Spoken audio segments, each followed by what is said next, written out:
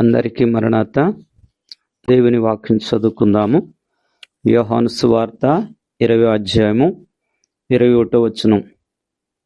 మరలా మీకు సమాధానము కలుగునుగాక. చదివిన వాక్యం ద్వారా రావలసిన దీవెన ప్రభు మీకెల్లరికును దయచేయునుగాక. ఆమెన్. చదివిన వాక్యములో యేసు ప్రభువారు పునరుద్ధానమైన తర్వాత శిష్యులందరూ కూడా గలిబిలితోనూ నెమ్మది లేక ఉన్నారు. వాళ్ళు తలుపు వేసుకుని కూర్చున్నప్పుడు యేసుక్రీస్తు ప్రభువారు వారి మధ్యకొచ్చి సమాధానము కలుగుగాక అన్నారు. ఎప్పుడైతే ఈ మాట ప్రభు చెప్పారో వారందరికీ కూడా భయమైపోయి నెమ్మది వచ్చింది, ఆనందము కూడా వచ్చింది. కారణము అక్కడ ఎవరున్నారంటే సమాధానకర్త అయిన ప్రభు అక్కడ ఉన్నారు, వారి మధ్య ఉన్నారు. ఈ దినమందు కూడా మనము యోహాను సువార్త 14వ అధ్యాయములో కూడా ప్రభు చెప్తున్న మాట 14వ అధ్యాయము 27వ వచనాన్ని మనం జ్ఞాపకం చేసుకుంటే, శాంతి మీకు అనుగ్రహించి వెలుచున్నాను. యేసు ప్రభువారు మానవులకి ప్రతి వారు కూడా ప్రభుమిస్తున్న శాంతి అనగా సమాధానం మీకు ఇచ్చుచున్నాను. ఎవరి వల్ల సమాధానం వస్తుందంటే ప్రభు వల్లే సమాధానం వస్తుంది. ఈనాడు అనేకులైన వారు వాక్యంలో మనం జ్ఞాపకం చేసుకుంటే మానవుడు ఈ రోజుల్లో ఎలాగున్నాడు అని అంటున్నారంటే, ఫిలిప్పీలకు రాసిన పత్రికలో మనం జ్ఞాపకం చేసుకుంటే 4వ అధ్యాయము 6-7 వచనాలు చదివితే, దేనిని గూర్చి చింతపడకుడు గాని ప్రతి విషయంలో ప్రార్థన విజ్ఞాపన చేత కృతజ్ఞత పూర్వకంగా మీ విన్నపములు దేవునికి తెలియచేయండి. అప్పుడు సమస్త జ్ఞానం మించిన దేవుని సమాధానం యేసుక్రీస్తు వల్ల మీ హృదయములకు మీ తలంపులకు కావలిగా ఉండును.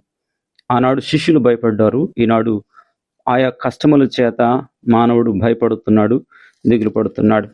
అందుకనే ప్రభు అంటున్నారు, ఈరోజు ఎవరైతే భయంతో ఉన్నారో, దిగులుతున్నారో ప్రభు అంటున్నారు, ఇదిగో యేసు ప్రభువారు శిష్యులకు సమాధానం ఇచ్చినట్లుగా ఈరోజు నీకు కూడా సమాధానం ఇస్తాను. సమాధానం ఎప్పుడైతే ఇచ్చాడో వెంటనే మనలో ఉన్న భయం అంతా తొలగిపోతుంటుంది. అదే దేవుని యొక్క అభయసమటండి. ఇంకా మనం చూసినట్లయితే సమాధానం వల్ల మరి ఎంత సమస్యలున్నా కానీ ఆ సమస్యలన్నీ కూడా సమాధానంతోటే మరి కలుగుతుంటుంది. రోమీయులకు రాసిన పత్రిక 5వ అధ్యాయము 1వ వచనంలో, కాబట్టి విశ్వాసమూలముగా మనం నీతిమంతులుగా తీర్చబడి మన ప్రభువైన యేసుక్రీస్తు ద్వారా దేవునితో సమాధానము కలిగి ఉందము. దేవునితో సమాధానము కలిగి ఉందము. ఎవరి వల్ల సమాధానం కలుగుతుందట?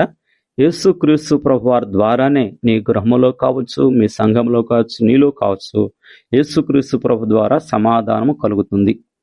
ఎందుకంటే ఈ లోకములో యేసు ప్రభువారు ప్రతి వారి పాపములు క్షమించి ఆయన పాప దోషం నుండి రక్షించే దేవుడు, సమాధానం ఇచ్చే దేవుడు.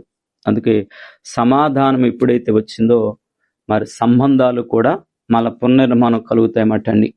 అదే రోమీయులకు రాసిన పత్రికలో 12వ అధ్యాయంలో మనం జ్ఞాపకం చేసుకుంటే 12వ అధ్యాయము 18వ వచనం జ్ఞాపకం చేసుకుంటే, సాఖ్యమైతే మీ చేతనంత మట్టుకు సమస్త మనుషులతో సమాధానముగా ఉండుడి.